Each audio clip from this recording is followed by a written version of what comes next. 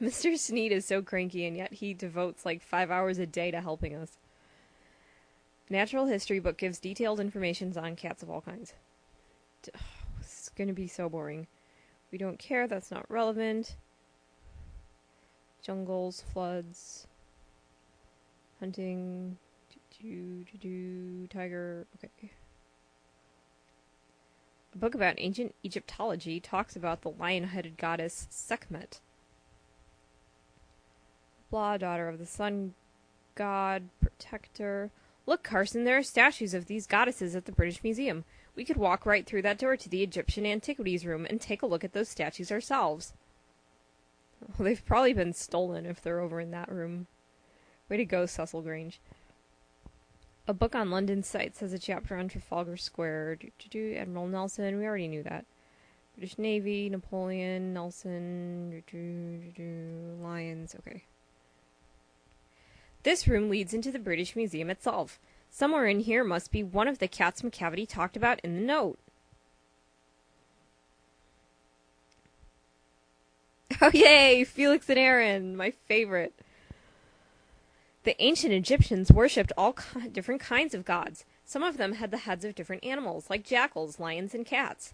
They were the first people to make cats into pets. These old Egyptian thingies are brilliant. Utterly, utterly brill. Magic! Curse of the Pharaoh, you know. Might get up and wander out at any moment. Pyramids, mummies, hieroglyphs. Considered 'em till we're bonkers. Stark raving! Partial to the statues myself. How's about this in the front room, Carson? A little bit of Sekhmet with your tea? My mum goed round the twist. Carson's like, holy shit, why is this kid talking to me? And back again. Symbols of an empire, though. These old gods, still standing while the old kings who worshipped them are dust. All wrapped up in bandages like Boris Karloff. Phew, gives me the willies just thinking about it. Let's have a go at translating these hieroglyphs, Aaron, mate. With you like glue, Felix. Wow, that was really gay. Once we've mastered them, we'll use them to write notes in Crichton's class. That'd stymie the old squint. Oh, you guys.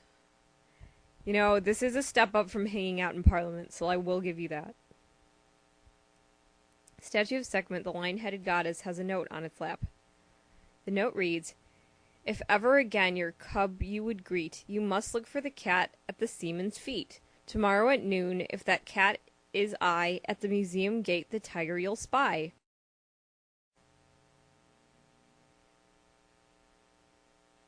Fantastic. It's okay, Carson, they're gone now.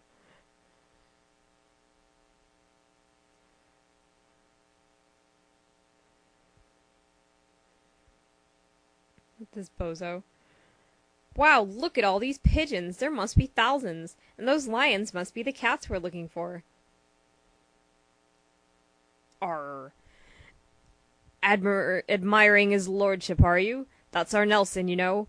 Up there on his column all these years and never complained. A great seaman, Nelson, brave and true. Dude, it's a statue.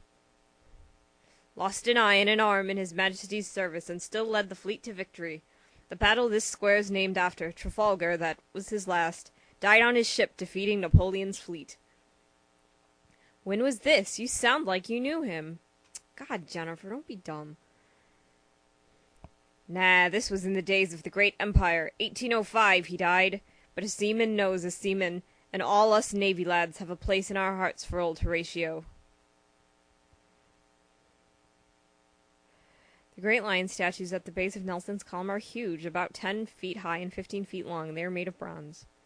Look, Carson, one of the lions has a note stuck between its paws. The note reads, Find the noble cat, the son of Landseer, or the precious cub may never appear.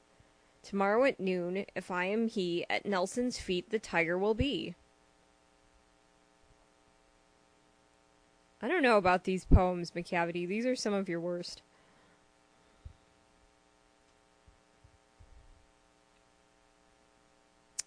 Hey, Herrick.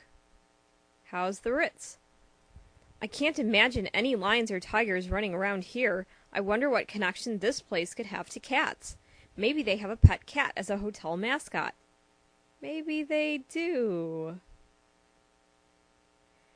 No, we don't keep any cats here at the Ritz, though some of our guests sometimes do. There's old Casper, of course, but he's not a real cat. Whose cat? Oh, he's rather a good-luck charm of sorts, a bit like our version of a four-leafed clover or rabbit's foot, if you are the superstitious type, that is. You see, back in, 1898, there was a grand dinner served here in our great dining hall. There were 13 guests in all, an unlucky number in some people's minds. Anyway, story has it that the first guest to leave the table was killed shortly afterwards. I suppose it gave the Triskaidekaphobes a right scare. Triska what? David Herrick showing off his big vocabulary. Triskaidekaphobes, people who believe that the number 13 is bad luck. You've heard the old wives' tale that Friday the 13th is ill-omened. Well, some people think everything to do with 13 is unlucky. They may have been right about that particular dinner party.